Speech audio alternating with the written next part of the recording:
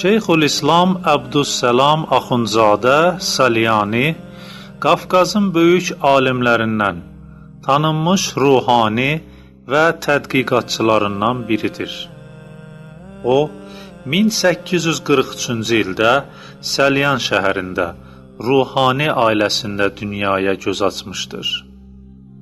Atası Salyanın tanınmış ruhanilərindən olmuş və deyilənlərə görə onun böyük və zəngin kitabxanası var imiş.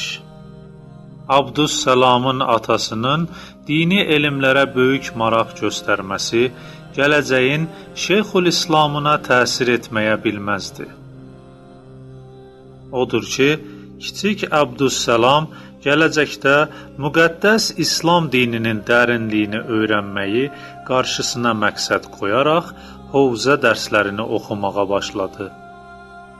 Hovzənin bəzi müqəddimə dərslərini, üsul fiqh, təfsir və hədis elmlərini atası və Salyanın tanınmış ruhanilərindən öyrənməklə yanaşı, fars, ərəb dillərinə də mükəmməl yiyələndi. Daha çox maraq göstərdiyi kəlam və tarix elmləri isə onun yazdığı əsərlərində aydın görünürdü. Elmi əsərləri və ictimai şəxsiyyəti ilə tanınan Şeyxülislam Əbdüssalam Axundzadə Salyani hələ də necə bir şəxsiyyət olduğu bir çoxlarına bəlli deyildi. Hətta elm və bilik yolunu doğma diyarı Salyandan başqa harada və necə keçirdiyi belə məlum deyil. Amma dərin biliyi, qələminin elmi ağırlığı göstərir ki, o dövrün ən məşhur təhsil ocağı olan Nəcəfül-Əşrəfdə təhsil almışdır. Şeyxülislamın ictimai fəaliyyətləri ilə yanaşı, gənc nəslin təlim-tərbiyəsi də onu düşündürürdü. O həmişə gələcək nəsilə mütərəqqi gələcək arzulayar və onların inkişafı üçün xüsusi dəst-xətt tanıdardı. Şeyxülislam Salyani daha çox dinə sədaqəti, Quran və Əhl-i Beytə qarşı əmanətdarlığı və sözün əsl mənasında əqidə keşikçisi kimi tanınırdı. O, 1861-ci ildə Qafqaz müsəlmanları ruhani idarəsi tərəfindən tədris etmək üçün Tiflis şəhərində yeni inşa edilmiş mədrəsəyə göndərilir. 7 il orada tədris edir. Tədris etdiyi illərdə xüsusi bacarıqla bir çox gənc tələbələri Quran və Əhl-i Beyt marifi ilə tanış edir. Onun təlim-tərbiyə sahəsindəki uğurları dövrün səlahiyyətli şəxslərinin diqqətini özünə cəlb edir.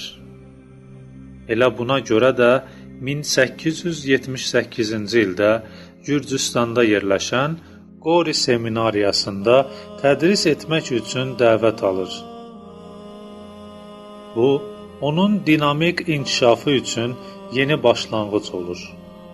Qısa müddət ərzində müxtəlif mövzularda çox saylı nitqi, tədris sahəsində gətirdiyi yeniliklər böyük bir kütlənin diqqətini özünə cəlb edir. Nəhayət, bir çox insan onun vasitəsilə İslam marifi və şəriəti ilə tanış olduqdan sonra haqq yoluna hidayət olur. 1894-cü il idi. Artıq Əbdüssalam Axundzadə Salyani şəxsiyyəti çoxları tərəfindən tanınırdı. Onun dərin biliyi və yüksək bacarığına dövrün rəhbərliyi də etiraf edirdi. Elə məhz bu səbəbdən də o, Qafqaz müsəlmanları ruhani idarəsinin Şeyxülislamlıq məqamına layiq görülür. O, doğrudan da fəxr edilməyə layiq şəxsiyyət idi. Çünki o, ilk Azərbaycanlı idi ki, Şeyxülislamlıq məqamına layiq görülmüşdü. Sonralar onun uzaq görənliyi və müdrikliyi sayəsində Rusiya Müsəlmanları Ruhani İdarəsi də Qafqaz Müsəlmanları Ruhani İdarəsinin tabeçiliyinə keçir. Belə ki, Qafqaz və bütöv Rusiya müsəlmanlarının vahid rəhbəri olur. Şeyxülislam bir çox əsərlərin müəllifi olmuşdur. Məfatihul Lisan-ı Farsi, Sərf-i Muxtəsər, Xətt-i Təklif və Tədqiq, Moizə və Nəsihətlər, Risalətül Əhkam, Umdətül Əhkam, Kitab-ı Müəllifil Ətfal, Müqəddəs Peyğəmbərlərin Tarixi.